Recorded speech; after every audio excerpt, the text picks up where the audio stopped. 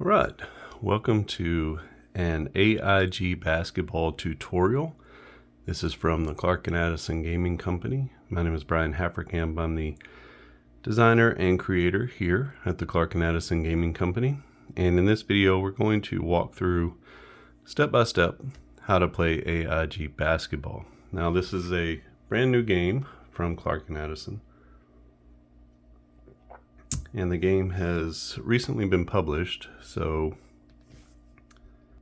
it's now available at clarkaddisongaming.com, and we have 3 seasons available at the moment at the time of this recording, but more will be coming out in the coming months.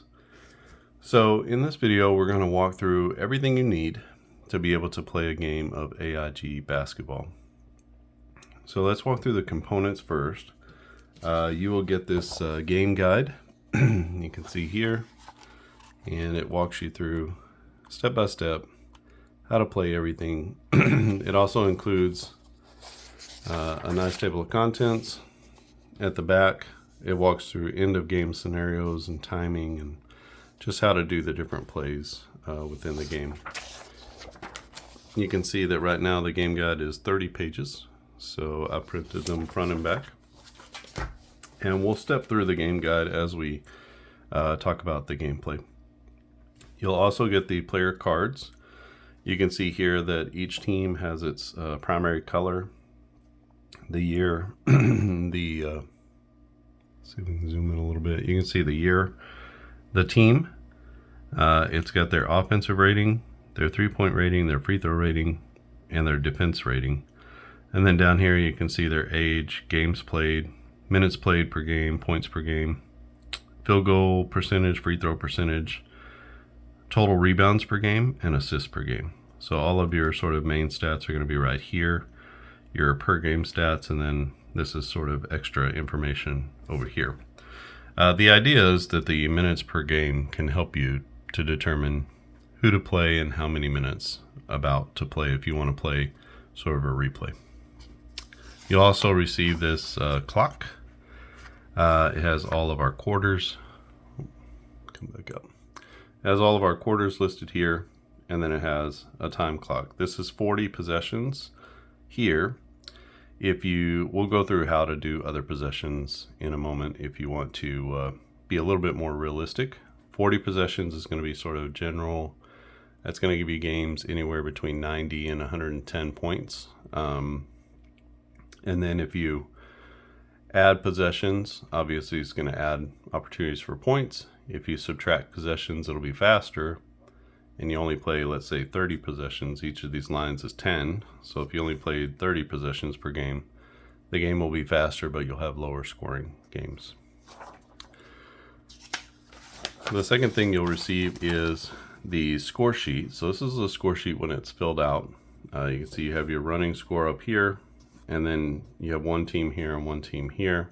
There should be enough players on here for you to field a team of 13, which, is about what you would do for most games. You would suit up 13. You place for your player. These are all of their shots or points or both. These are assists and rebounds that you can keep track of, steals, blocks, fouls, turnovers. We have team fouls here that you can keep track of as well. So that's for every player who gets on the floor. You can see both sides. Some of these guys either didn't get on the floor or didn't contribute much. So that will come, and that's a PDF that you can reprint. You will also receive a quick play version of the game, which you can see here. This is the score sheet for that. You'll have one team here and one team here, and then you have your running score up here. I will walk through what that looks like and how to play that as well. So those are the main core pieces that you're going to use to play the game. Inside the game guide, there's also the main chart that you're going to use for the game, and that's just tucked away inside the game guide. There will also be a couple of extra files that are separated out from the game guide, like a playing your first game. That's actually in the game guide, so you can print that out as you want, or if you just print out the game guide, you'll have all of these pieces of paper. All right, so let's walk into the the first thing that we have here, which is a quick reference sheet. And this is really handy just to kind of keep around, or if you want to look through to begin the game.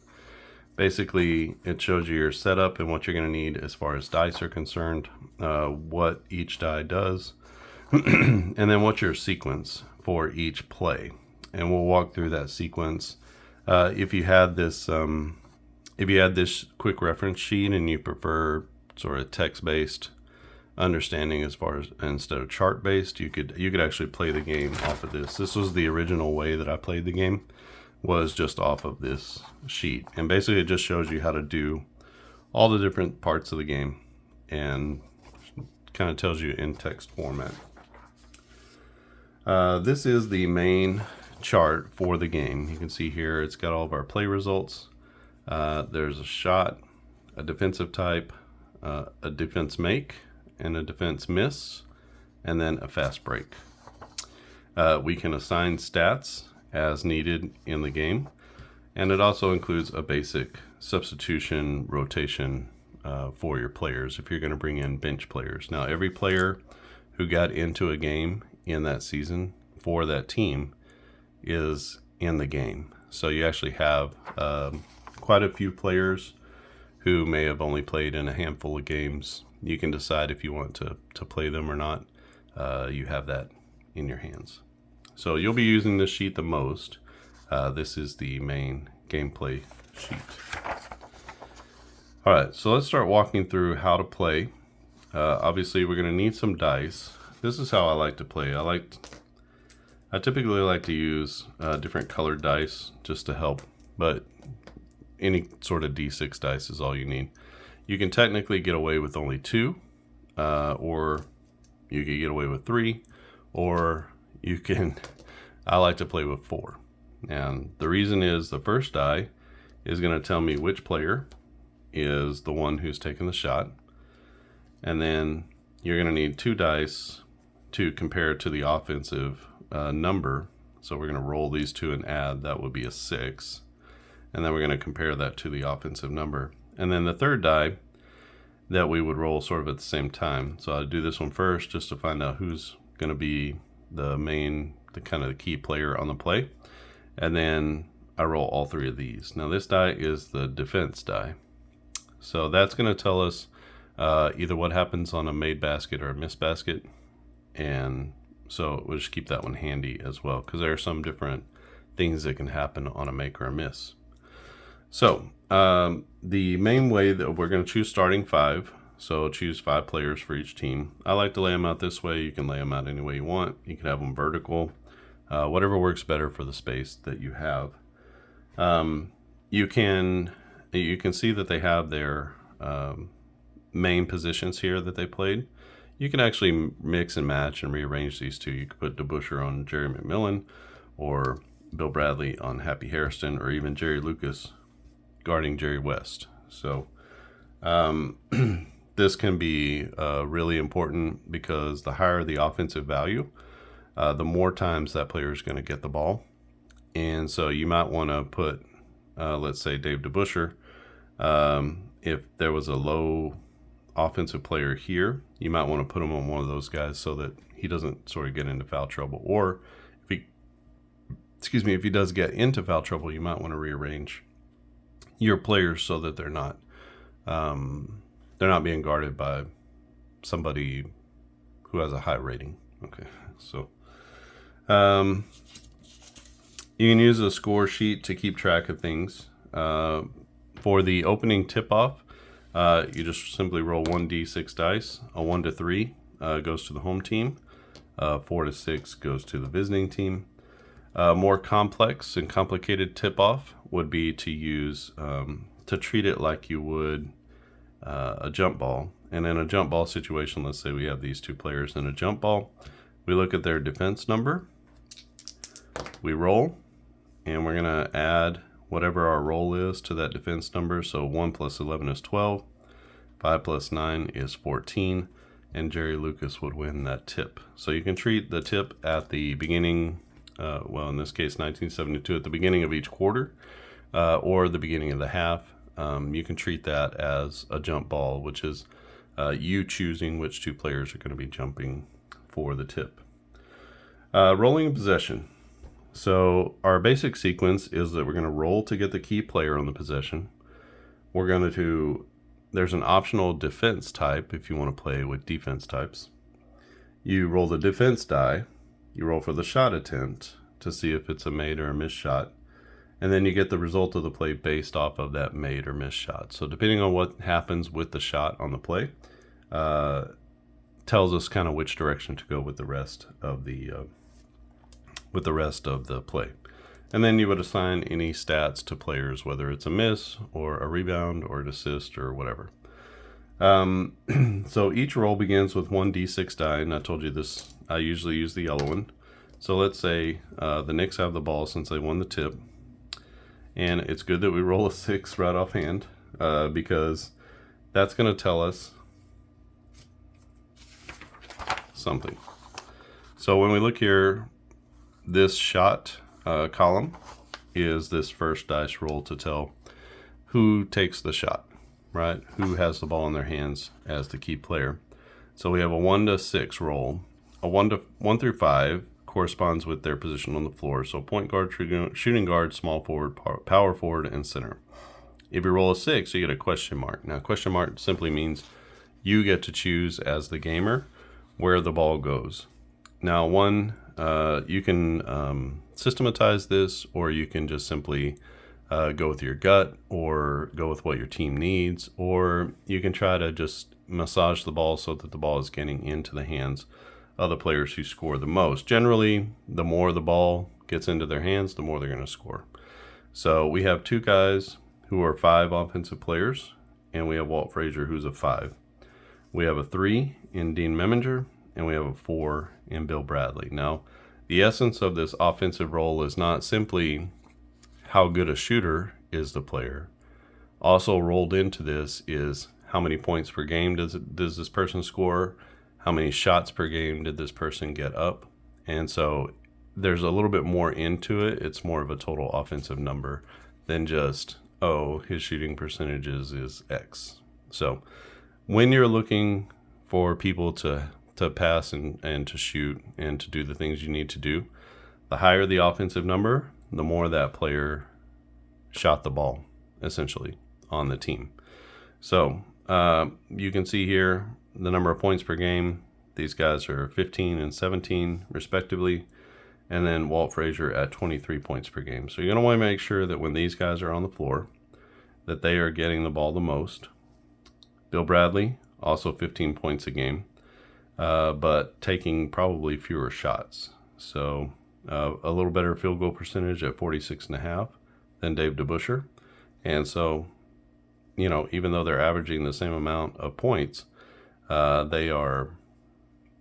he's taking fewer shots to get there. Dean Meminger, a decent field goal percentage, but he only averages 4 points per game. So he's probably not taking that many shots. He's more of a role player. You might get him 3 to 4 to 6 shots a game just to see if he can put it in.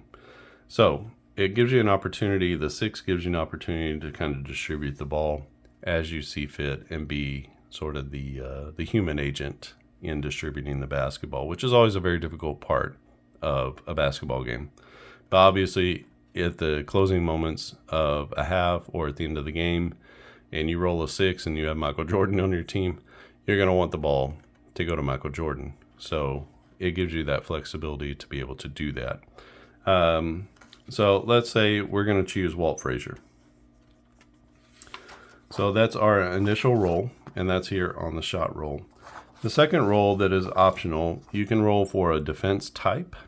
So if you double team, you want to run a zone or a man if you're in an era where there is no zone defense. So this sort of cross era. Today you can play a zone in the NBA. So you can run a zone, a man. This one here is press, a man press, and then this zone. If you don't want to run a zone, you can run a man. If you want to run these man offenses, then this one will be, or defenses, then this one will be a press defense.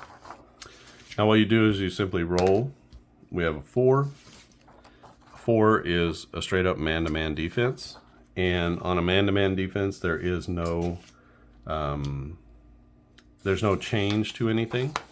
You can see here the normal roll.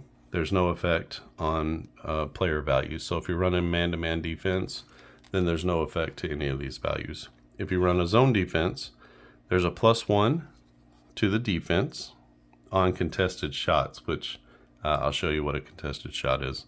There's a +1 to 3-pointers for the shooter. So every shooter gets a +1 to their 3-pointers. Obviously, that's going to play more for modern day basketball or if we were playing college teams. Double means double team. So that is a -1 to the offense of the player with the ball. So if instead of what we had, we ran, let's say we rolled a 1 and it was a double team. Our player is Walt Frazier, and he will be double teamed. And to be double teamed means that you're going to have a -1 to the offensive player with the ball. That's Walt Frazier. So instead of a 5, he goes to a 4, but it's going to be a +1 to all of the other players. So he goes to a 4, a 5, a 6, a 6. So typically when a player is double teamed, you want to get it out of his hands, and I can show you how to pass in just a moment. And then the press increases the chance of a turnover. So you use the press chart in the end of game section, which is a different part of the game. So if there's a defense in parentheses, then this is an optional defense that can be used. If it's the last 2 minutes of the game, the defense can run the press. If the team is trailing and the defense type is man, then you can run that press. You can run that press defense. So at any time you can sort of convert that over. The play in parentheses, you can convert that over. But outside of certain perimeters, if you want to kind of play it by the rules, then that defense is a man-to-man. Okay, the next die. So that's our, we're choosing the player. If you want to play with different kinds of defenses, you can do that just to sort of simulate the way a defense will play. So that would be the defense die. And then we also have just that's the defense type. And then we have the defense die. So once the play has been determined, roll 1d6 die that will act as the defense die. This brings defensive plays into possession and can change the play whether the shot is made or missed. So if the key player makes the shot, and I guess we should go through the shooting roll first. So whenever Walt Frazier has the ball, we need to decide on this play, did he make the shot that he took or not? So we roll. For him, we add these two together, it's a 7. And if the roll here is greater than the offensive roll, then the shot has been missed. It's been taken and missed. In this case, it'll be a 2-point shot, and that will be taken, and that will be missed. So, on a miss, we also need to know what the defense die is. So we're going to roll a 1 for our defense die, and then we're going to check on this defense chart here. So we have the shot, we have the defense type, and then now we're looking here at whether there's a made basket or a missed basket. We have a missed basket, we have a 1, and that says that it's a foul, and it says that there's free throws. So that means that the shooter, Walt Frazier, took a shot, he was fouled, he missed the shot, and now he's going to go to the line for 2 shots. So we don't count that as a miss because he was fouled on the play. If this had been a 2, you can see that there's a foul, but it was before the shot, so it's a non-shooting foul. On the first one, he would have taken 2 free throws. On the second foul, basically he's fouled before he shoots the ball, and if there are less than 5 team fouls for the other team, then there's no 1-and-1 shot. Once you get to 5 team fouls, you're considered what they call in the bonus, 5 team fouls per in a quarter. Then the player can go to the line, shoot 1 free throw. If he makes it, he gets another. If he misses it, then the play continues. If the roll is a 3, nothing happens. It's just a miss, and that's it. If the roll is a 4 or a 5, that's going to lead to what we call a rebound battle. So a rebound battle is sort of like I showed you with the jump ball.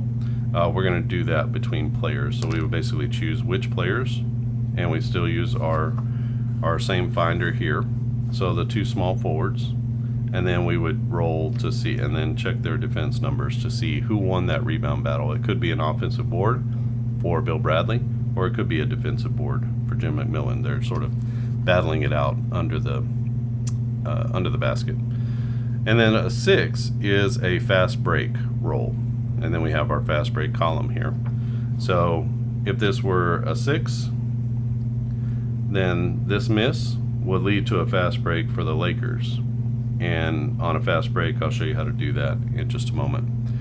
If the shot were made, let's say the shot was a 4, that's less than or equal to his offensive number, so that's a made shot. On a made shot, if you roll a 1, that means the player made the shot, he got fouled, he made the shot, and now he's going to get a chance for a 3-point play. On a 2, 3, 4, or 5, nothing happens, it's just a made shot. And then on a 6, there's what I'm calling the defense roll. I know there's a lot of things kind of called the defense roll. The defense roll is that the defender, so the person opposite him, has an opportunity to affect the shot. This is when we talked before about a contested shot. So on a zone defense, you get a +1 to the defense on contested shots. This would be considered a 6 on a make is considered a contested shot because the defender has an opportunity to change the make into a miss. So what we can do is we roll here. If this roll is equal to or less than the defender's defense value, then he has caused the shot to be missed. And in fact, it would typically lead, if it's a big man, that would be a block shot, and if it's a small guy, it would lead to a steal. So this 8 is greater than Jerry West's 4, so he does not affect Walt Frazier's shot. So that's a contested shot. So a guy, he's either going to the basket and he's heavily guarded, or he's taking a jump shot and he's got a man right in his face. So that's a contested shot that he makes. So and so that's how you deal with makes and misses here. So once you sort of get and understand what's going on, 1s are always going to be shooting fouls, so fouls with free throws. 2 is going to be a non-shooting foul. 4 and 5 is going to lead to a rebound battle. And then 6 is sort of a special play, either a defense roll to make sure that you, on a contested shot, to see if the defender can change the shot, or a fast break roll, which will lead to a fast break.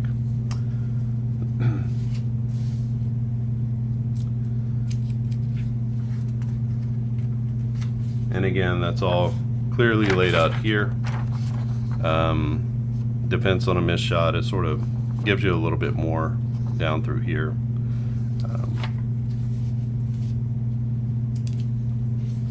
And then on the defense roll, what does that mean? If it's greater than the player's defense, then the result of the play is a fast break.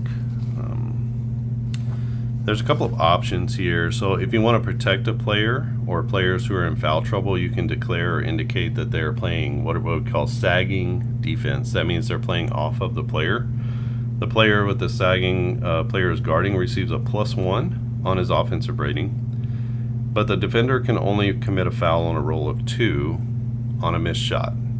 So when we look at our sheet, he does not commit a foul on this one, only on a 2. So it turns into this is the only foul that he can commit, but the exchange of that is that the player that he's guarding gets a +1 to his offense. So he's sort of backing off and playing looser defense. But that's a way to protect a player who is in foul trouble. So it can be applied to any number of defensive players at one time. And let's roll through a little bit more about the shot attempt. If the shot attempt is, so we've looked at just the basic shot attempt. If you're playing more modern seasons or you want to play even these older seasons, I've rated them for 3-pointers. So different players have threes. Some of them have 0. That means they didn't take any 3-point shots.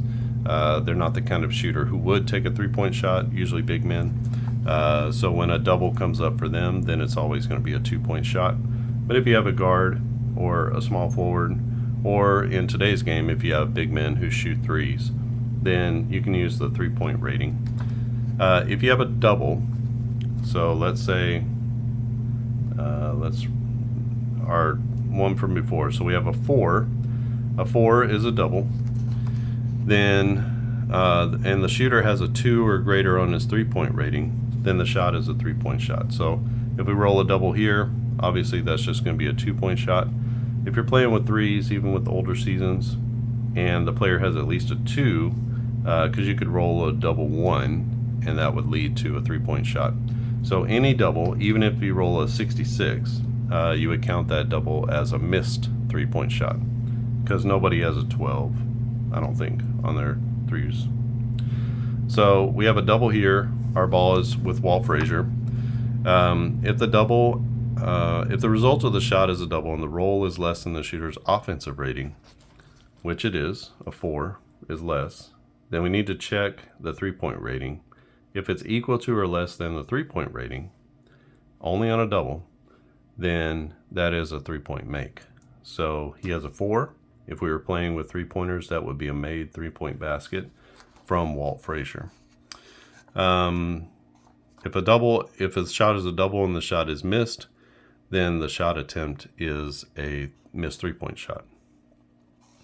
So if you don't want to play using 3-point shots, you simply ignore the doubles rolls as 3-point shots, and then you just count them as 2-point shots. So that is the basics of the game. And let's get into some of the special plays. So the first thing we talked about was called a rebound battle. Now the rebound battle is when a shot is missed and the defense die reads either 4 or 5. So one of these. So let's say it was an 8, that's a missed shot, and there's a 5 on the defense die. That means there's a rebound battle. So we're going to roll 1d6 die, and we're going to check our chart. So our chart here says a 4 is going to be to the power forwards. So I just kind of like to indicate who that goes to, just to keep it in my mind, to keep things straight. And then we're going to roll 2 dice. You can roll 1 at a time and just check and keep the numbers in your head if you want to. I like to have team colored die just to be able to do things like this very easily. So we assign 1 die to each player. You might want to, if you have all the same kind of die, you might want to do the visiting team first and then the home team first, however makes sense to you. We have a 13, so we add this number to the defense rating. The defense rating is sort of a total defense rating, but it's heavily weighted toward rebounding. So rebounding, shot blocking, stealing, that's kind of what goes into the defense rating. So the defense rating is a pretty accurate measure of rebounding. That's why we use that. So a 13 would be to DeBuscher, and Happy Hairston would have a 14. So the player with the highest roll value is the one that wins the rebound battle. So in this case, Walt Frazier took a shot. He missed the shot. We had a rebound battle between Dave DeBuscher and Happy Hairston, our power forwards. We rolled a d6 die for each of them. We add it to their defense rating. So you can see here that DeBuscher is already going to start sort of -1. So to roll the same number is to fail on the on getting the basket or getting the rebound. He would have had to roll, a 6 and just to be able to tie him. So a high number here is a good opportunity for the highest rated rebounder. And then a 14 goes to Happy Hairston, so that would be a defensive rebound. And then after that, you can mark a defensive rebound for Happy Hairston. If the winner is the offensive player, the result is an offensive rebound. Do not move the possession clock, as possession is not changed You can move the possession clock if you want to, or you can keep it where it is. If in the event of a tie on the rebound battle, we have a jump ball. So the jump ball mechanic happens exactly the same as the rebound battle. Basically, if the jump ball, let's say this guy did have a 6. So he rolled a 6, that's a 14, that's a 14, it's a tie. There's a jump ball. So you can imagine just both players, they're trying to get the ball and the ref says nobody has possession. We're going to jump the ball. So basically you do the same thing again. You roll it again, we get a 3 and we get a 6. So he's got a 15 to an 11 and Happy Hairston wins the tip. If they were to roll the same thing and they wind up tied again on the jump ball, then you can either jump it again and just say, well, the referee didn't, sometimes the referee doesn't toss the ball well, or he throws it so high that neither player can get the tip. You could say, okay, basically it's a do-over, the referee messed up, or you can kind of have a house rule. I like to just have a house rule in terms of speed. Just if there's a tie on a jump ball, then the home team gets it. So a little bit of a home team advantage. So regardless of which team wins the ball, a new possession has begun, so you move the possession clock 1. All right, the next special play is the fast break. So let's say we have a miss on our shot, and the defense die is a 6. Now, in that case, we have a fast break roll on a defensive miss. We have a fast break roll, and we need to use this fast break column right here. So what I like to do, because I play with team-oriented dice, that's a miss for Walt Frazier and the Knicks. It'll be a fast break to the defensive team, so the Lakers. So I'm going to take my, this I always use kind of designated to tell me who's going to get the ball. Again, we roll our shot to see who gets the shot. Is to the 2.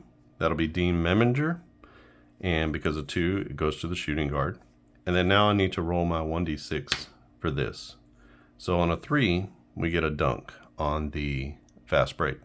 It could be a layup plus a foul, so that's 2 points plus a chance for a 3-point play. And on that situation, to find out who committed the foul, you could roll for the defense and to see, because typically you're not always guarding the same man that you would on a fast break. Everybody's kind of out doing their own thing, or you can just say, it's to make it easy on yourself, it's the guy guarding you. You can have a missed layup, which is just simply a missed shot, and then you roll for a rebound and the other team will get the ball, basically a defensive rebound. You can have a dunk. If it's a player like Meminger, who probably as a shooting guard is not going up and dunking the basketball, you could just change that narrative in your head to a layup. There's an actual layup, regardless who the player is. There's a chance for a block shot on a roll of a 5. And then on a roll of a 6, there's a chance for a turnover. So you can see there's like a 50-50 chance that you're gonna have kind of a tough play on the fast break. So fast breaks are not guaranteed. You could also decide within yourself that you don't want to run the fast break, that a team is just gonna walk the ball up the floor. But this chart sort of goes through all the different things and what you would do. Roll for the player who made the block. This is a turnover by the player with the ball with no points. Okay, next part is to assign statistics. So if you do want to keep track of individual stats within the game, you are able to do that. And we have a handy chart here for assigning stats. So basically when there's an opportunity, let's say there's a made basket, you can see, was there an assist on the play? You basically roll your two D6s together, an 11 would be an assist to the power forward. So you basically just look, you assign it. If the power forward was the one who made the basket and then his number comes up on the assist roll, then there's no assist on the play. He can't throw it to himself. So same thing with any of these. If this person made the basket, then and they roll themselves for the assist, then basically it's just an unassisted shot. They made space for themselves and they took the shot. Same thing goes for rebounds. So on a rebound battle, whoever wins the rebound obviously is going to get that rebound. So that one is easy. But let's say it's a missed shot with a 3. That means there's no defensive involvement. Nothing happened. They just simply missed the shot. That's going to be a defensive rebound. So there's no chance. The only chance for an offensive rebound is on a rebound battle. That's why I have a couple of rebound battle slots, just so we get enough rebound opportunities for offensive boards. And as you play the game, it tends to work out pretty beautifully, actually, with offensive rebounds. Those should be somewhere between 20 and 25% of the rebounds for usually most big men. They're going to have 20 to 25% of their rebounds be offensive rebounds. So on a straight up miss, you would roll to see who got the rebound. We have a 10. The rebound goes to the center, 9 to 12. 6 to 8 is the power forward, 4 to 5 the small forward. You can see fewer opportunities for guards, shooting guards, and small forwards than there are for power forwards and for centers, which is typically how it works.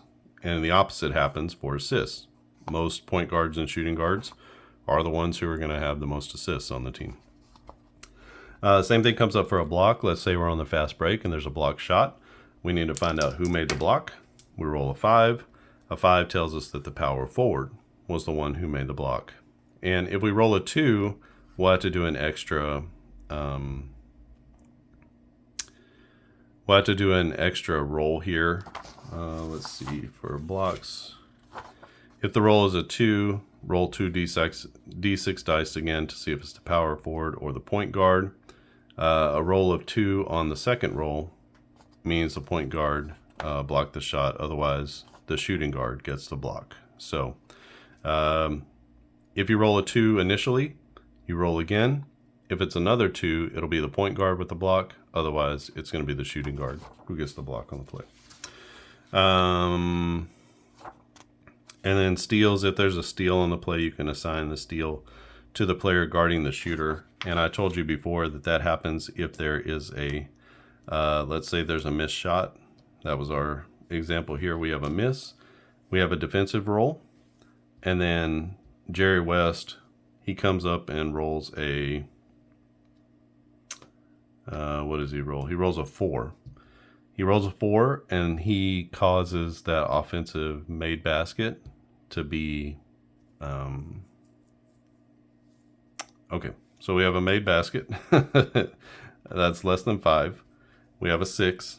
That means from our chart that we need to do the defensive roll under a defensive made basket. Hopefully that makes sense. You'll get it. It's actually not difficult within the game. And then we have a chance to roll here. And let's say Jerry West rolls a 2. That means that he has changed that made basket into a missed basket. Typically on those, that's where I would assign a steal. And so then you can roll your 2d6. And you can say it was a small forward who made the steal. So closely contested shot turns into a steal. That's really the only place in the game where you're going to get a steal. If it happened to be a big man who's taking the shot, and let's say the roll was a defensive shot, it was a 6, and we had to check that defensive roll, and Wilt Chamberlain rolls an 8, it's a block shot against Jerry Lucas. So assigning those block shots is easy on that sense, or here. So you can either assign it to the player who's guarding them, which makes sense, or you can assign the steal to someone else. Another optional rule that you can put in is a player on a hot streak is rewarded for making multiple shots in a row, where a player on a cold streak is kind of not rewarded, whatever the opposite of that would be. So a hot streak would be 4 consecutive made baskets, which you can see here. Let's say Wilt Chamberlain had one. Well, he had a bunch of made baskets here, but once he gets 4 consecutive made baskets, then all of his ratings increase by +1. And a player on a cold streak, which is 4 consecutive missed baskets, which I didn't keep those on there, all of his ratings would decrease by 1. So if you want to remove a player who's on a cold streak, the next time you bring him in, basically you could get rid of that cold streak. But if a hot if a player on a hot streak misses a shot, he's no longer hot, and so his ratings go back. Player on a cold streak breaks his cold streak if he makes a shot, and then his all his ratings are sort of reset. You could do the same if you take him out and substitute him for a time, and then he comes back in. You could reset him back. Same thing would happen with the hot shooter if you remove him from the game. When he comes back into the game, he's no longer a hot shooter. It's just when you're on the floor. Okay, so that is the basics of how to play the game with the cards. And now let's move over into the timing of the game.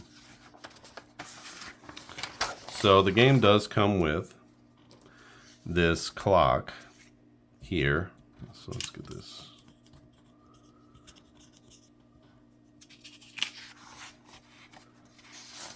So it comes with this possession clock. And like I told you before, it's 40 possession.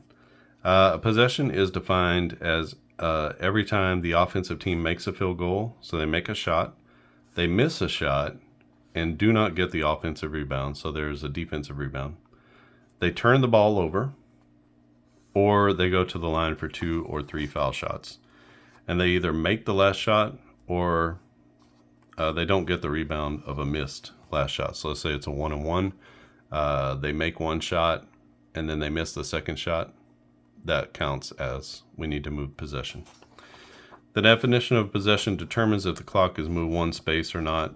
40 possessions per quarter is standard. They roughly equal 20 per team per quarter. A secondary way to keep track of possessions is to use what's called the pace rating of a team. Now, you can find these on basketballreference.com. Every team has a pace rating. That's its average number of possessions per game. And basically what you do is you add the pace ratings of the two teams, then divide by 2, and that's going to give you the average number of possessions per team as they play each other. So then you would take that average and you would divide that by 2. So here's an example. So the 72 Lakers and the 72 Bucks, you add these two numbers together to get 228.1. You divide those by 2, you get 114.05, just rounded to 114 possessions. And to get the possessions per quarter, you divide that in half and you wind up with 57. So you want to set your number of possessions that you're playing per quarter to 40, plus another 10 is 50, plus another 7 takes you to here. And so I've marked this 1, 2, 3, 4, 5, 6. I was playing 56 possessions for these two teams here on the table, and they needed to play 1 extra plus these 6. And then after that, then you would move to the second quarter. Different eras have different paces. 40 is an appropriate pace of play for most teams from the 90s and early 2000s. But it'll produce a game with 120 possessions. So sort of equivalent to the 90s and 2000s. If you want more scoring, like today or in the 70s, then you would add 10 possessions. If you want less scoring, you can use fewer possessions. You're going to have less scoring, but the game will move faster. So it's sort of up to you to do that. The most realistic timing is to use the average pace of both teams because their shooting is based off of their shooting percentages. I mean, it's not wholly unconnected to their shooting percentage. So a player who shoots 39 or 40%, but he averaged 25 points a game, he's going to need enough shots at 39 or 40% to knock in enough to go get to his points per game. The next part, substitutions. Substitutions are one of the trickiest parts of any basketball game. And I've just mangled all this. So, all right, so we have 3 cards here. You can see them here on the screen. 2 of these cards are related to each other. This guy here is this guy's backup. Jim Clemens is a point guard. So I'm just trying to use their points or minutes per game to show you. So Wilt Chamberlain played 42.3 minutes per game. There are 48 minutes in regulation length basketball game. Jim Clemens played 5.3 minutes per game, and Leroy Ellis played 14.6 minutes per game. So you can see that Wilt Chamberlain played 42. 42 plus 14 is 58. That's 10 more minutes per game than an average game. He got into 74 games. Wilt played all 82 regular season games. Jim Clemens only played in 38. Wilt Chamberlain played almost every minute of the season. Leroy Ellis got into most of the games, 74 out of 82. He only played 14 minutes per game and would have gone, and it's not equal, so if it was equal, he'd have played 6 minutes per game, and Leroy Ellis would, and then Chamberlain, so it would have been just like, let's switch these out. It wasn't like that, so Leroy Ellis probably played some power forward, something like that. So Jim Clemens played point guard, and he got into 5 minutes per game. Jerry West is the starting point guard, and you can see that he played almost 39 minutes per game out of 48. So he played quite a bit, 77 games he got into. So Jim Clemens did play some. He was very young, so a young player, and he got into only 5 per game. So in substitutions, you can use this general chart, which is also included here for easy reference. So this chart here. And what that means is for players who played 40 minutes or more, they should play 10 minutes out of every 12-minute quarter, which if you look at our chart, that should be all of these down to here. So this is 2 minutes of game clock here that they would not play in the quarter. So if you're playing 40 possessions, your starters should be getting at least that much. Now, whether you want to go and have starters play two lines of possessions, sorry, I should zoom out. If you want to have your starters play these first 2 lines of possessions, bench players come in here, and then starters back in at the end of the quarter, you can decide how your rotation goes. Where do you want players to be? You could have starters play all first 3 all the way down to here, and then put backups in for the rest of the way. But again, that's your players playing 40 plus minutes. Those are your stars. Wilt Chamberlain is probably the only person who played 40 plus minutes on the team, so he would be the only one that's affected by that. If you have a player who has 30 minutes per game, he needs to play at least 6.5 minutes per quarter, which would be down to 5:30. So he needs to play 2 lines plus a few. That's 30 minutes. So anywhere between 30 to 40 is somewhere between 6.5 minutes and 10 minutes per game. So generally, these first 3 lines, and then you would maybe start substituting in some of your backups. If the player played 20 minutes per game, they need to get into the quarter at least 5 minutes. And if they played only 10 minutes per game, then really they only need about 3 minutes per quarter of play. So that's a simplified substitution pattern. This is a little bit more complex, but still a simplified substitution pattern based off of the 40 possession clock. So your starters are generally 30 plus minutes per game. They should play 1 to 20 possessions. That's 2 lines. So they'll be playing. And then your key bench players, they're typically like anywhere from 15 to 30 minutes, really. So starting in possession 21 to 35, they should start playing and start resting some of your starters. Possessions 36 to 40, which would be that final 2 minutes of the line, then you might want to bring some starters back in and then start resting your key bench players, and then having some of your reserves in there, some of them playing, some of them resting. And then this one represents a more complex version of the same thing. So at 1 to 20 possessions, you have your starters playing, everybody resting. At 21 to 25, you start to rotate your starters out, and you bring in some of your key bench players. Your reserves are your guys like Jim Clemens with 10 to 12 minutes per game. At 26 to 30 possessions, you're resting all your starters. You're playing your key bench players with some of your reserves. 31 to 35 possessions, you're returning your starters. And that means you're removing some of your key bench players and some of your key reserves. And then it's 36 to 40 minutes. All of your starters are back in. And then you're back to where you were at 1 through 20. Now, TV timeouts are provided. So TV timeouts are these yellow blocks here. You can see they're called TV timeouts. TV timeouts are included because when you hit that mark and let's say someone makes a shot and you move a possession over onto the 7, that's a TV timeout.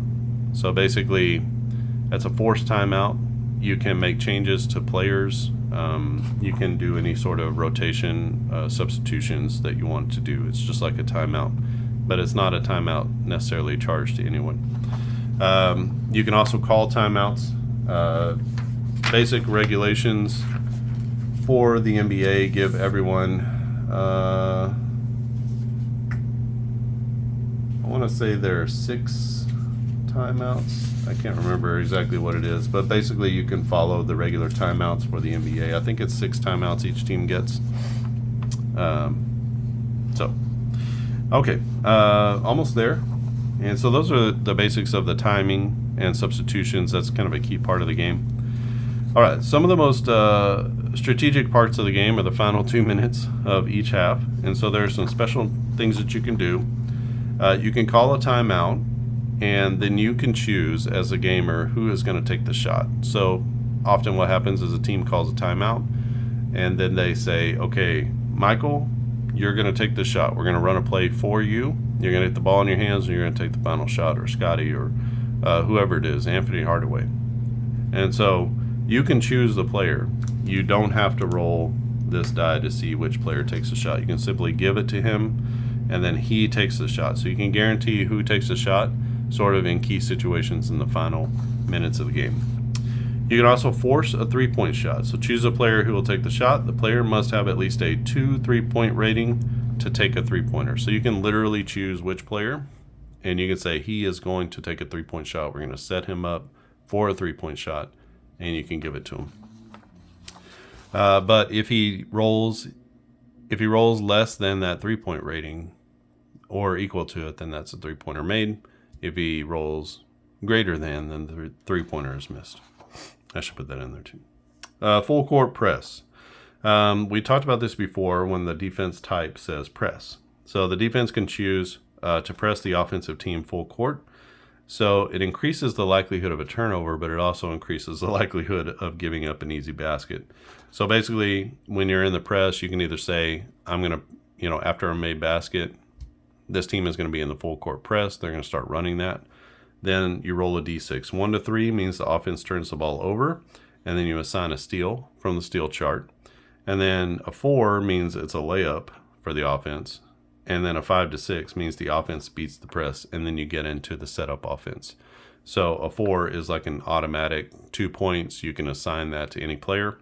And then an offense beats the press. You would just get into running a regular play.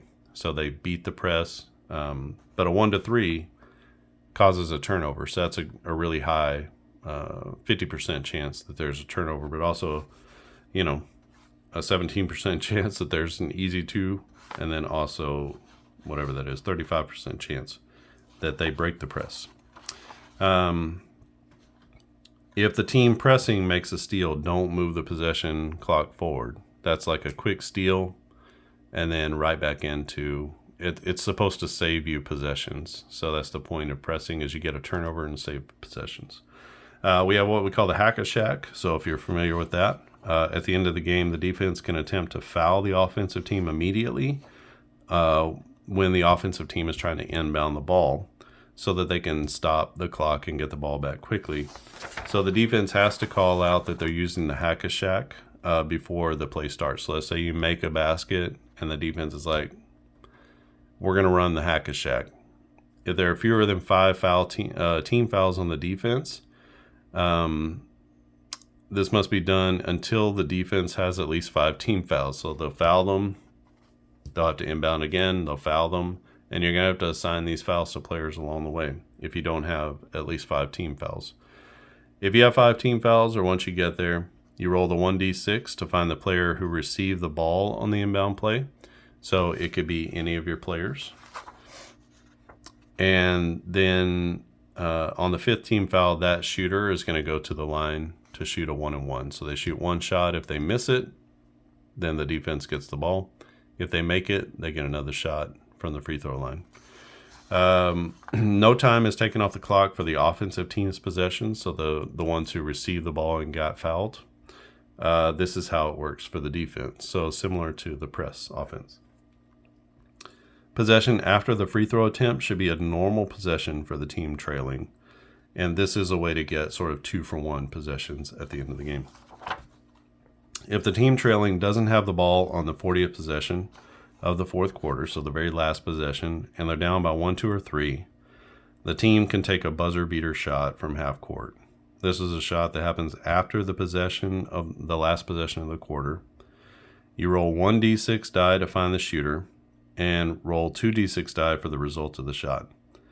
If the 2d6 roll is a 2, then the shot is good for a 3-pointer. If the roll result is 3 to 12, the shot is no good, and the team shooting the buzzer beater loses the game. So a little opportunity there to sort of get there. And finally, if you have any feedback for us, you can send an email to clarkandaddisongaming@gmail.com, and would love to hear that. Again, this game is not in beta any longer, so you had your chance really to speak into that, and many people did, and that's why this game is as good as it is. We have a few AI coaching things, so strategies here in the final 2 minutes, just kind of things that they'll do. They can run specific types of defenses. If you want to have a place for fouling and rest, you can sort of automate that. So they would, if you're playing against an AI coach, they would rest after the 2nd foul in the 1st quarter, after the 4th foul in the 3rd quarter. You can see their fouling tactics are here. What would they do if they're winning by 10 or losing by 10? Again, that is when you're playing a solo game and you want to kind of feel like you're playing against a computer and you don't want to make all the coaching decisions. You can't see this one very well here, but I don't think you can see it too well. But these light gray boxes give you another substitution pattern. So this is a substitution pattern for 40-minute per game, 30-minute, 20-minute per game players. I should probably make that a little bit heavier. But basically, your 40-minute per game players are playing, trying to get it where you can see it. They're playing all but the last 2 minutes through here.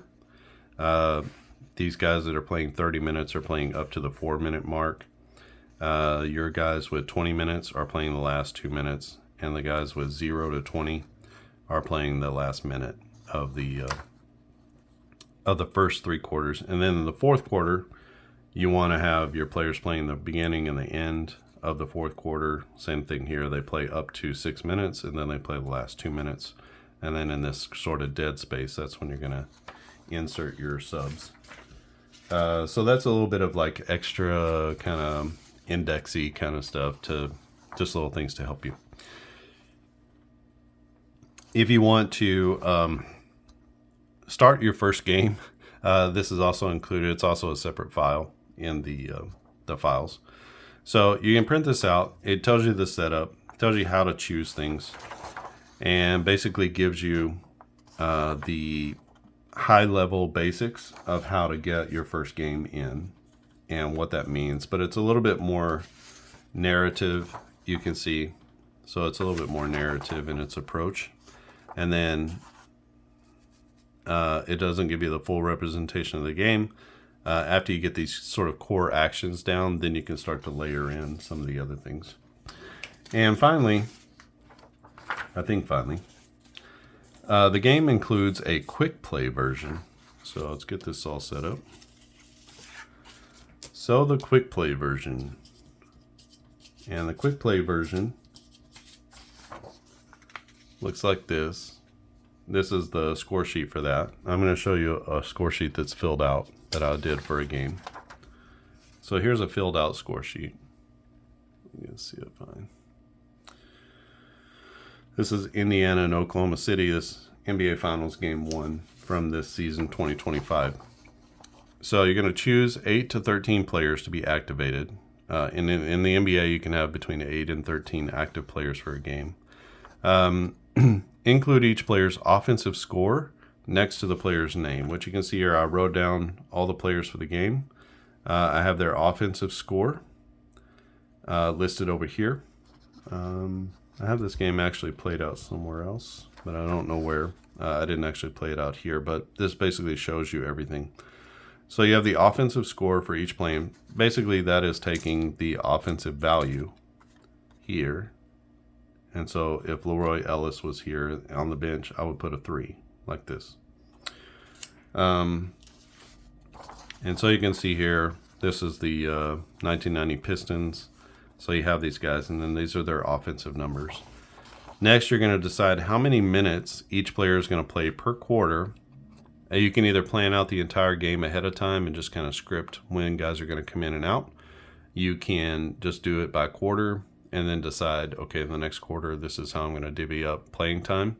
You can just play the top 5 players against each other. There's lots of things you can do here, and I'm kind of showing you here, like Halliburton would play the first 4, 6, 8, 10 minutes of the quarter, and then the last 2 minutes would be someone else would come in. It would be one of these guys down here. So he would come in and play those 2 minutes. When you're looking through a column, there need to be at least 5 players in this column who are on the floor together. You can make choices by looking at the players' minutes per game. Again, looking at those substitution patterns that we've covered, you can look at the minutes per game and decide how many minutes per game should each player get into the game. You can do that all beforehand. You can plan out the entire thing for both teams and just sort of script the game, or you can play it by ear and script out the first quarter or 2 quarters and say, okay, depending on how the game is going, I'm going to start making some different decisions. So this, Jordan is going to play more minutes in the second half, or he's going to play fewer minutes or whatever. Actually playing the game, you roll 1d6 die to find the key player for the block of time, just like we do. I mean, it's played mostly like you would do the regular game. So you roll for this, who gets the shot. And that'll be corresponding to a position of a player on the floor. And then you're going to, once you know the key player, write down that player's offensive number for that time block. So like, let's say for the first 4 minutes, it was Halliburton, who was the key player. We rolled a 1 or we rolled a 6, and we want Halliburton to be the one that we choose. We would write 6 here. And if it was for OKC, it would be Gilgeous-Alexander. If we roll a 1 or a 6 and we decide he's the key guy, we would put an 8 there. And so for that first 4-minute block of time, it will be 8 to 6. And so that's kind of how things move along. At the end of a quarter, you're going to add up all of the team's points, put them here in the first quarter, add up all the team's points, put them here in the first quarter. You continue to do that throughout the game. You can see that there's a bit of an overtime here. If you need to use OT, then you get a 3-minute block of time and a 2-minute block of time, and you can put those overtime scores here. You add all 4 quarters plus overtime if necessary, and then you come out with a final score. And the final score for the game that I had done here was like 114, 109. So the scores do come out to be what you would expect in the end. So this is sort of what it would look like if you had gone through and you had put all the players here. So these are the 95, 96 Bulls. And so you have all your players here. Jordan obviously is a 9. He's a huge player for them. And then we have all these players who are playing some minutes. So the key player for this block here was Sedell 3. And the key player here was Rory Sparrow. I think it's Rory Sparrow. He was a 3. So we take his 3, we put him there, the 4. And then we add all these up, and you got 10 plus 4 is 14, 18, and 21 points, which is what we wind up with here. So then you continue to accumulate the points until you come up with a final score. The Bulls win this game against Detroit 112-108.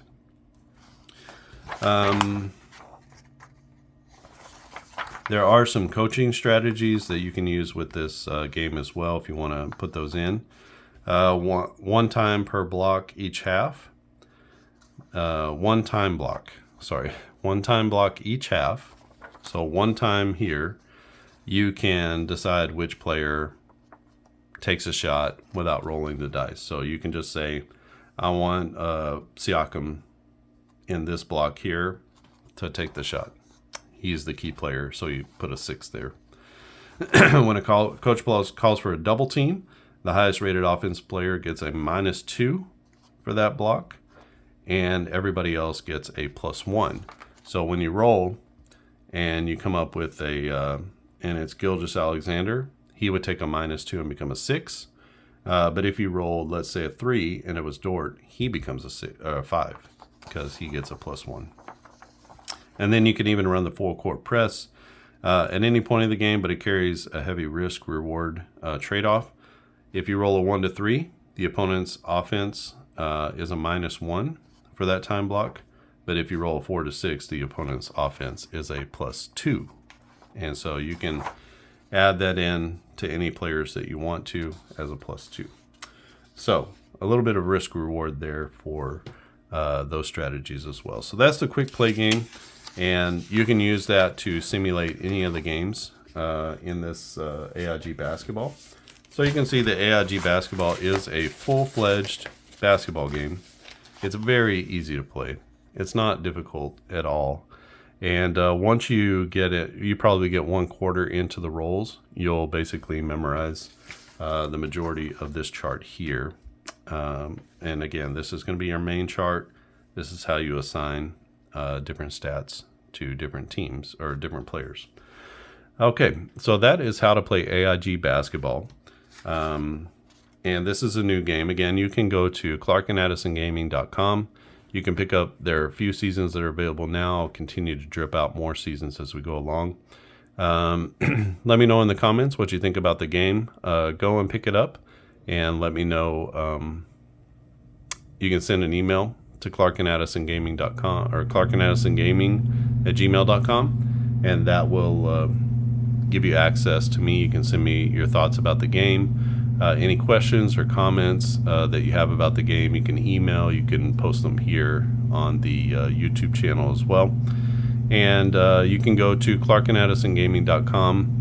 At the very top of the page right now is a big header for AIG Basketball. You can click on that button, and that'll take you to all the basketball seasons or the collection for that. In the future, you can go to the green button that says Shop All Games, and down the left-hand side, you'll be able to find AIG Basketball. And when you click on that, it's going to show you everything that's available for AIG Basketball. So that'll be something that you can use for the future as well. One thing I didn't cover is I've left a little space here. So if you want to, and I don't think I have it, let me just check.